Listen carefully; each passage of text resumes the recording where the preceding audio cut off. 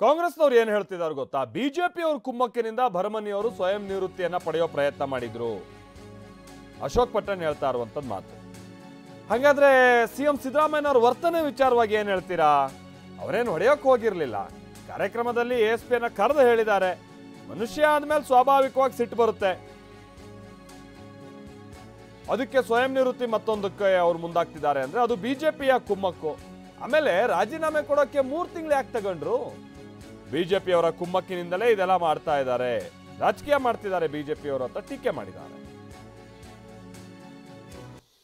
ಈ ಇಶ್ಯೂ ಆಗಿ 2-3 ತಿಂಗಳಾಯಿತು. ಅವ್ರಿಗೆ ಅಷ್ಟು ಬೇಜಾರಾಗಿ CM ಮೇಲೆ ಅಸಮಾಧಾನ ಆಗಿದ್ರೆ ಅವಾಗಲೇ ಕೊಡಬೇಕಾಯಿತು. 2-3 ತಿಂಗಳು ಯಾಕೆ ವೆಯ್ಟ್ ಮಾಡಬೇಕಾಯಿತು? ಅವ್ರದ್ದೇನೋ ಸ್ವಂತ ಏನೋ ಕಾರಣದಿಂದ ಅವ್ರು ರಾಜೀನಾಮೆ ಕೊಟ್ಟಿದ್ದಾರೆ. ಅದನ್ನು ಈ ವಿರೋಧ ಪಕ್ಷದವರು ದೊಡ್ಡ ಇಶ್ಯೂ ಮಾಡಿ ಅದನ್ನು ದೊಡ್ಡದಾಗಿ ಮಾಡ್ತಾ ಇದ್ದಾರೆ. ಹೊರತಾಗಿ ಅದಕ್ಕೂ ಸಂಬಂಧ ಇಲ್ಲ. ಚೀಫ್ ಮಿನಿಸ್ಟರ್ ಹೊಡೆಯೋಕ್ಕೂ ಸುಮ್ಮನೆ ಹಿಂಗೆ ಅಂದಿದ್ದು ಅಷ್ಟೇ, ಹೊಡೆಯೋಕ್ಕೇನು ಅವ್ರೇನು ಹೋಗಿಲ್ಲ. ಕೊಡೋಂಗಿದ್ರೆ ಅವ್ರ ಅಸಮಾಧಾನ ಇದ್ದರೆ 3 ತಿಂಗಳು ಕಾಯ್ಬೇಕನ್ನೋ ಸೇರಿಲ್ಲ. ಇಮಿಡಿಯೇಟ್ ನೆಕ್ಸ್ಟ್ ಡೇನೇ ಕೊಡಬೇಕಾಯ್ತು. ಅವರು ಕೊಟ್ಟಿಲ್ಲ. ಇದನ್ನು BJP ಅವ್ರ ಕುಮ್ಮಕ್ಕಿಂದ ಏನೋ ಮಾಡ್ತಾ ಇದ್ದಾರೆ ಅಷ್ಟೇ, ಹೊರತಾಗಿ ಅವ್ರಿಗೂ ವೈಯಕ್ತಿಕ ಕಾರಣದಿಂದ ಅವರು ಮೋಸ್ಟ್ಲಿ ರಾಜೀನಾಮೆ ಕೊಟ್ಟಿದ್ದಾರೆ. ತಾವು ದಯವಿಟ್ಟು ಅವ್ರನ್ನೇ ಏನು ಕಾರಣ ಅಂತ ಕೇಳಿದ್ರೆ ಕರೆಕ್ಟಾಗಿ ನಿಮಗೆ ಈ ಇಶ್ಯೂ ಆಗಿ 2-3 ತಿಂಗಳಾಯಿತು. ಅವ್ರಿಗೆ ಅಷ್ಟು ಬೇಜಾರಾಗಿ CM ಮೇಲೆ ಅಸಮಾಧಾನ ಆಗಿದ್ರೆ ಅವಾಗಲೇ ಕೊಡಬೇಕಾಯಿತು. 2-3 ತಿಂಗಳು ಯಾಕೆ ವೆಯ್ಟ್ ಮಾಡಬೇಕಾಯಿತು?